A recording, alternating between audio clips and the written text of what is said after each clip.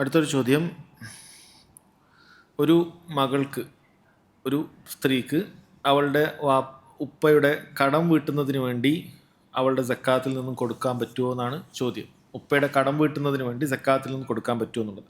അപ്പോൾ അവിടെ നമ്മൾ മനസ്സിലാക്കേണ്ട കാര്യം, സക്കാത്ത് എന്ന് പറയുന്നത് അത് സാധാരണഗതിയിൽ ഉസൂലിലേക്കും ഫുറൂഇലേക്കും കൊടുക്കാൻ പാടില്ല എന്നാണ്. ഉസൂൽ എന്ന് പറഞ്ഞു കഴിഞ്ഞാൽ മുകളിലേക്ക് പോകുന്നത്, നമ്മളെ ഉപ്പാപ്പ മുകളിലേക്ക് പോകുന്നതാണ് നമ്മൾ ഉസൂൽ. ഫുറു താഴേക്ക് പോകുന്ന കുട്ടി, പേരക്കുട്ടി, ഇങ്ങനെ പോകുന്നത്. ഈ മുകളിലേക്കും താഴേക്കും സക്കാത്ത് കൊടുക്കാൻ പാടില്ല.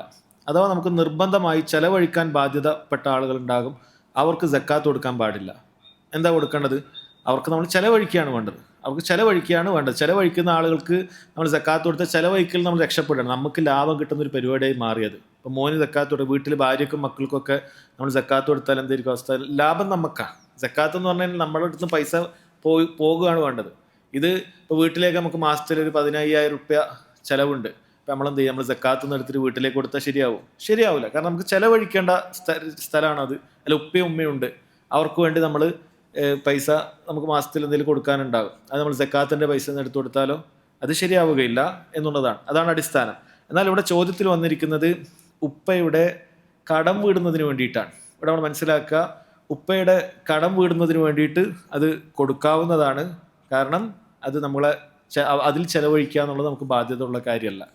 ഉപ്പാക്ക് വേണ്ട ഭക്ഷണം, വെള്ളം, അല്ലെങ്കിൽ ആ രൂപത്തിൽ അവർക്ക് ആവശ്യമുള്ള കാര്യങ്ങൾ, ഇതാണ് നമുക്ക് ബാധ്യതയാകുന്നത്. അവരുടെ കടം വീട്ടുക എന്ന് പറയുന്നത് നിർബന്ധ ബാധ്യതയിൽപ്പെട്ട കാര്യമല്ല. അതിൽ ചെലവഴിക്കൽ നിർബന്ധ ബാധ്യതയിൽപ്പെട്ടതല്ല. അതുകൊണ്ട് അത്തരം സാഹചര്യങ്ങളിൽ ഒരാൾക്ക് സക്കാത്ത് കൊടുക്കാവുന്നതാണ് എന്നാണ്. ആ സക്കാത്ത് കൊടുത്തിട്ട് ഉപ്പയുടെ കടം തീർക്കാൻ പറ്റുമെങ്കിൽ എന്ത് ചെയ്യാം? മകൾക്ക് കൊടുക്കാവുന്നതാണ്, മകന് സക്കാത്ത് കൊടുക്കാവുന്നതാണ്. എന്നാൽ അതല്ലാത്ത സാഹചര്യങ്ങളിൽ സക്കാത്ത് കൊടുക്കാൻ പാടില്ല എന്ന് മനസ്സിലാക്കുക.